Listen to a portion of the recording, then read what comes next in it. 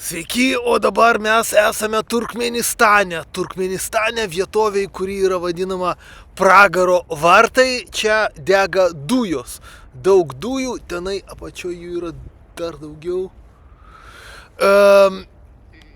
Iš šitos vietos išeina visi vatnikai. Tai yra Pragaro vartai, iš čia išeina visi vatnikai ir keliauja kovai prieš Lietuvą. Iš čia išėjau aš, iš čia buvo išėję ir kiti vatnikai.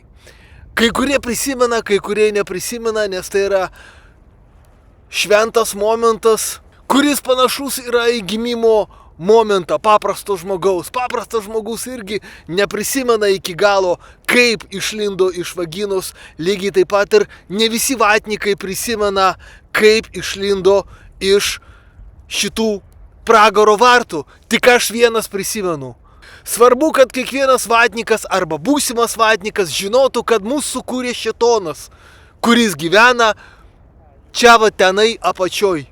Jau 55 metus dega dujos šitoj vietovėj Karakumų dykumoj. Labai graži vieta, video neperduoda viso iš tikrųjų grožio.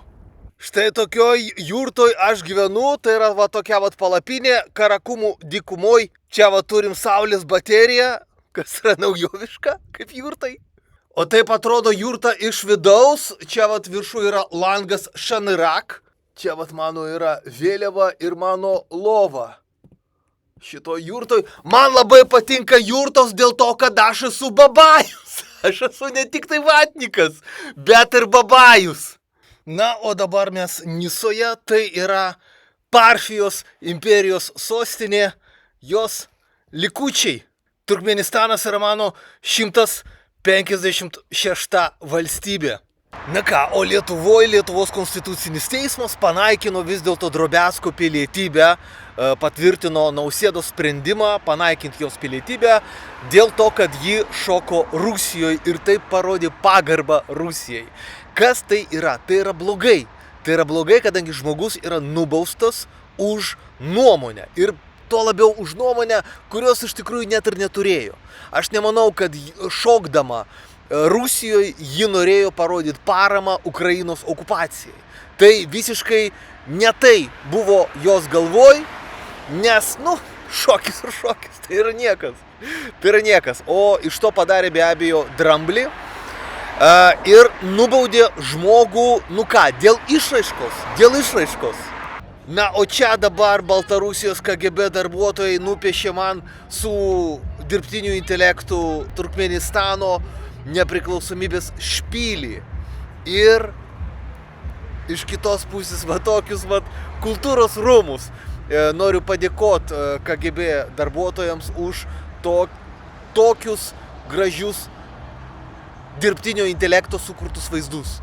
Faktiškai yra sukurtos dvi piliečių grupės. Viena piliečių grupė tai kaip greičiausia aš ir jūs, kur mes turim teisę kritikuoti Lietuvą ir remt ką norim ir sakyti, kad galbūt nereikia Lietuvos kaip valstybės, nes mes gavom pilietybę, reiškia, gimimo momentų, ir kiti piliečiai, tai tokie kaip Drobiazko, kurie neturi tokios teisės.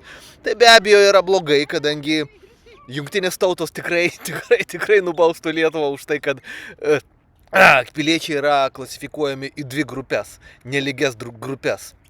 Be abejo, jeigu Drobiazko apskųstų šitą sprendimą į Jungtinių tautų žmogaus teisių komitetą arba į kitus organus Jungtinių tautų, aš neabejoju, kad šitas sprendimas būtų panaikintas. Toks piliečių rūšiavimas į dvi grupės potencialiai jis yra blogas dėl to, kad ateityje gali atsirasti ir kitų piliečių rūšių ir kitiem piliečiam. Taip pat gali būti draudžiama pasisakyti vienu ar kitų klausimų.